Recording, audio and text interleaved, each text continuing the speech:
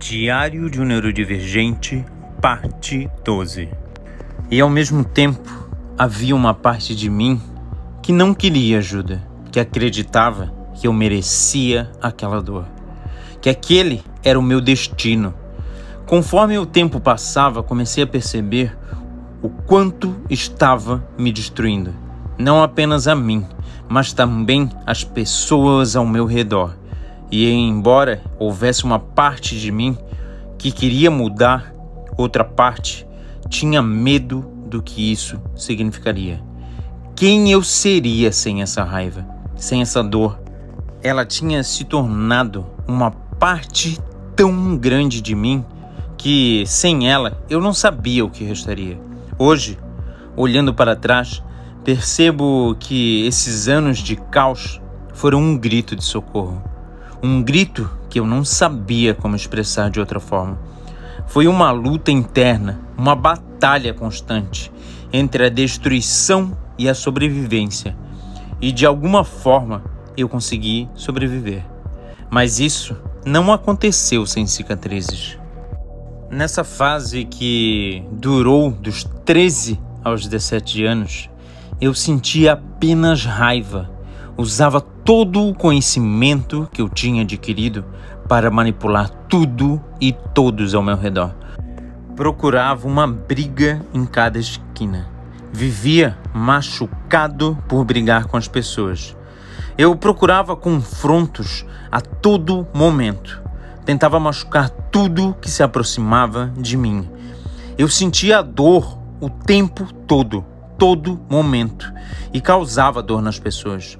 Passava o máximo do tempo que eu podia em estado alterado, seja por bebida ou por outras coisas que me faziam fugir da realidade. Tinha várias sequelas do acidente. Sentia dores de cabeça quase todos os dias. Meus olhos doíam, meu corpo doía e eu tentava desenvolver tudo isso em dobro para o mundo que me rodeava. Comecei a praticar artes marciais nessa época e a competir, pois eu queria poder machucar os outros ao meu redor e não ser punido por isso. Não havia regras para mim. O mundo tinha me machucado e eu tinha decidido me destruir, tentando destruir o mundo. Nessa fase, minha vida se tornou um ciclo incessante de raiva, destruição e caos. Não havia espaço para redenção, para reflexão ou para qualquer forma de alívio. Era como se o mundo inteiro fosse meu inimigo e eu estivesse disposto a enfrentá-lo. Não importava o custo, cada esquina, cada olhar cruzado era uma oportunidade para um confronto. Eu não procurava paz, eu procurava dor, tanto para mim quanto para os outros. Essa raiva, ela não surgia do nada. Ela era alimentada diariamente pelas lembranças do acidente, pelas sequelas que ficaram, pelas dores físicas e emocionais que pareciam nunca cessar. Meu corpo era um lembrete constante do que eu tinha perdido, e minha mente era uma prisão onde eu revivia essas perdas incessantemente. A cada dia que passava, meu ódio pelo mundo crescia. Eu usava tudo que eu sabia, tudo que eu tinha aprendido, observando e analisando as pessoas ao longo dos anos para manipular os que estavam ao meu redor. Eu fazia isso sem qualquer remorso. Você consegue imaginar como é sentir raiva o tempo inteiro? Acordar já com um nó no peito, com os punhos cerrados, pronto para uma batalha que talvez nem existisse? Essa era a minha realidade. Eu me jogava em situações de risco como se estivesse pedindo ao universo para acabar com aquilo. E se não fosse o universo, então eu encontraria alguém disposto a fazê-lo. Cada briga que eu começava, cada confronto que eu buscava, era um grito silencioso por ajuda. Ainda que eu não soubesse disso na época, minhas noites eram cheias de fugas, bebidas, brigas, estados alterados. Qualquer coisa que me afastasse da realidade insuportável que era a minha vida. Eu não conseguia lidar com a dor, então eu fazia o que podia para transformá-la em algo tangível. Se o meu corpo doía, eu faria o corpo dos outros doer também. Se minha cabeça latejava e ardia, eu devolveria tudo isso ao mundo com juros e correção. Era como se eu estivesse travando uma guerra com tudo e todos, incluindo a mim mesmo. Naquela época, comecei a praticar artes marciais.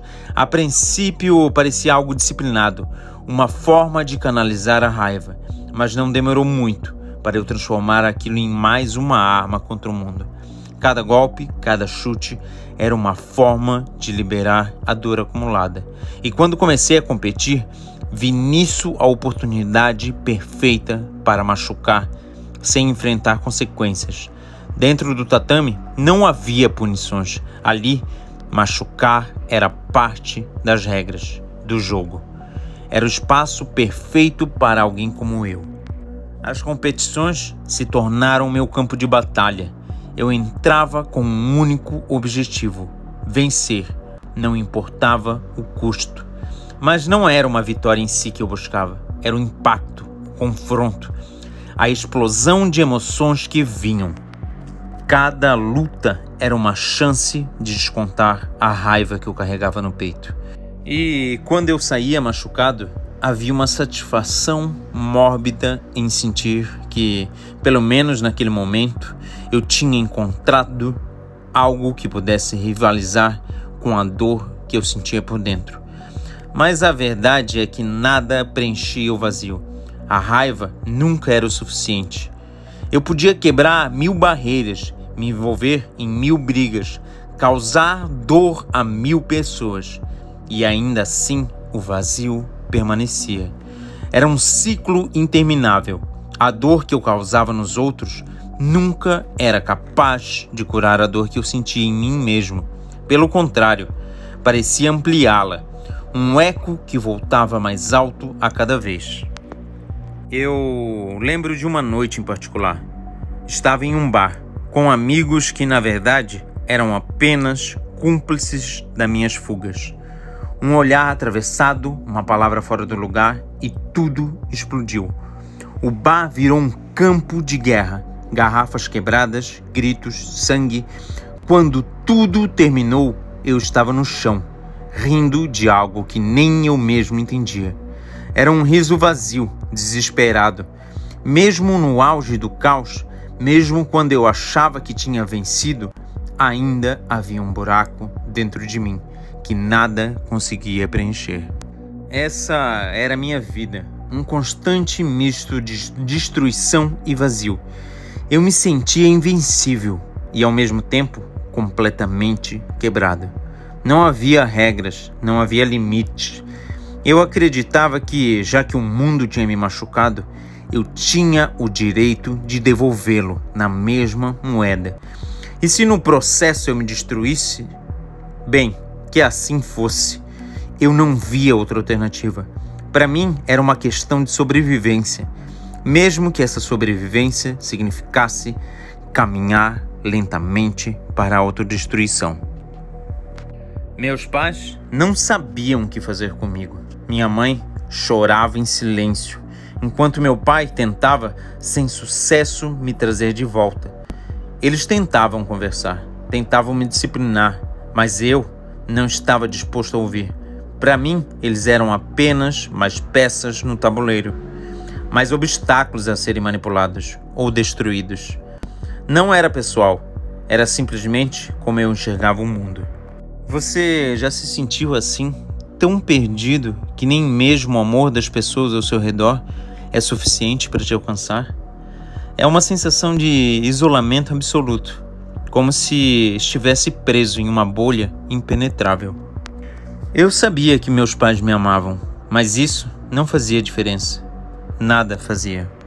O que eu queria, o que eu realmente precisava, estava tão enterrado sobre camadas de dor e raiva que eu nem sabia dizer o que era.